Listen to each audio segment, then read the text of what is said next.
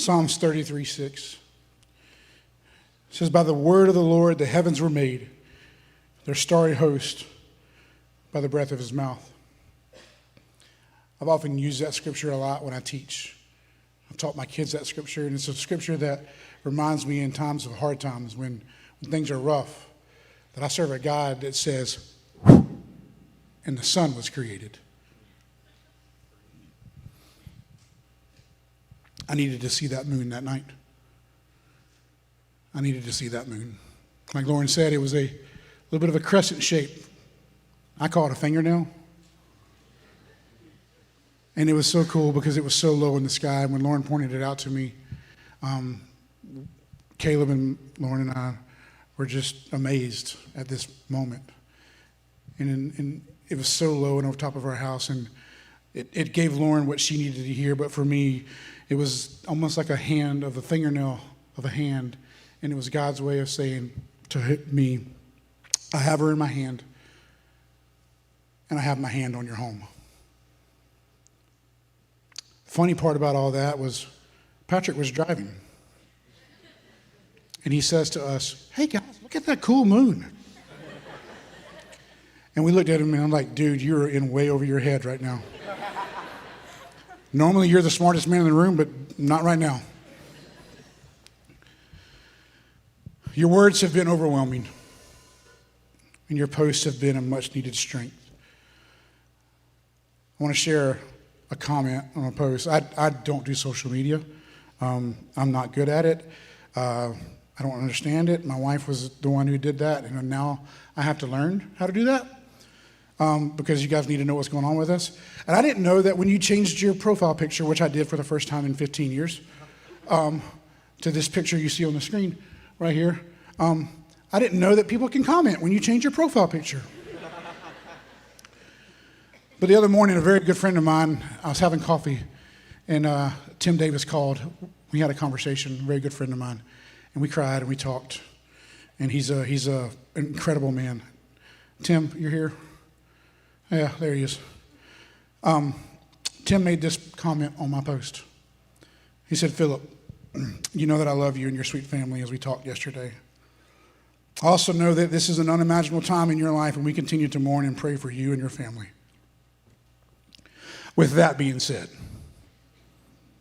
as one lower Alabama redneck to another from Suffs Nitty, there is without a doubt things in life that do not make sense, and this photo reminds me of one of them. What I am referring to is that I am still amazed at how you married so far above your head. You are obviously a charity case. There is out punting your coverage, and then there is you. In times of great sadness, just remember, friend, it's okay to smile and laugh. Chera sure did. I love you, brother. It's been a hard few days, and I've had people surround me so much. Patrick gave me the opportunity. I was sitting with my uncle, and he gave me the opportunity to, he said, if you want to do her eulogy, I'll be honored to let you do that. And I want to so bad. I want to tell you how awesome she was and those kind of things, but sometimes you're not strong enough, and today I'm not strong enough to do that. And so I'm going to burden my friend with that honor, and Patrick's going to do that, but I promise you this, every sermon you hear me preach from here on out, you will hear her voice, and I will have the rest of my life to honor her. But today I'm asking my dear friend to do what I cannot, and that's honor my wife. But what I do have for you is this. I have a challenge for you.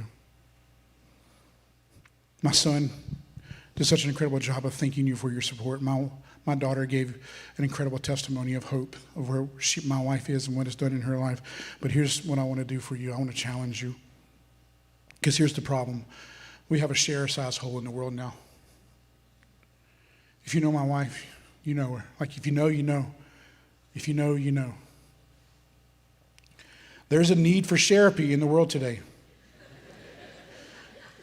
There's a need for that. There's a need. And Chera-Shaped, for those of you who don't know what it was my wife's social media feed where she just got on and was real and had real conversations. And I had a conversation just the other morning in a very hard moment that I was dealing with her best friend Lee. I was talking to Lee, and Lee and I were both like, we're not getting out of bed. We're just going to lay here forever, those kind of things. But Lee shared with me a very encouraging thing. She said, Phillip, we have a group text now amongst all of our teachers. And the group text is called Chera-Shaped, and it's an opportunity for us to get together as teachers and encourage each other. And if you miss one, that's fine. Come to the next one.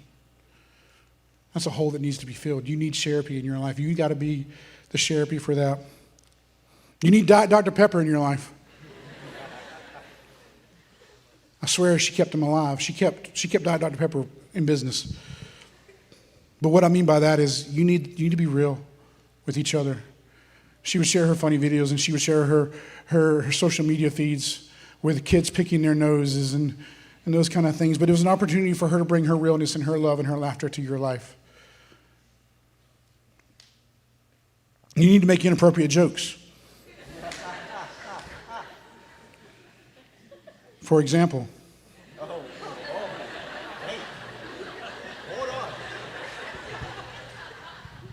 I got the mic. When your husband walks into a staff meeting late, wearing his boots and jeans, and your filter's not turned on, and you say,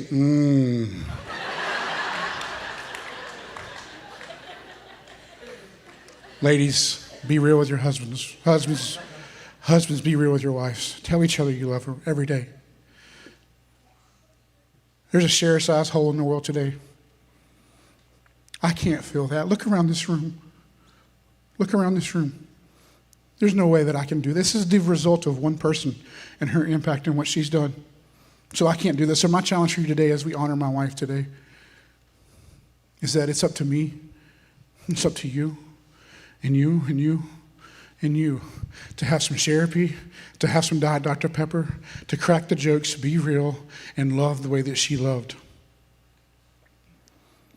Honoring her, we can fill that share-sized hole together. I'll leave you with this. For 25 years, my wife and I have done ministry together, and we have been so blessed and so blessed to be a part of your lives. And for those time, majority of the time, I've worn a WWJD bracelet on my wrist, and I super glue them on, and they last about 3 years, and they rot off. WWJD says, what would Jesus do? I believe Jesus will do a lot of what Chera did. So let's love each other. Don't let a person pass by without bringing that joy and that light to her life, because this world needs that today. Thank you so much for your support. Thank you for what you've done in our lives. Thank you. Thank you. Thank you.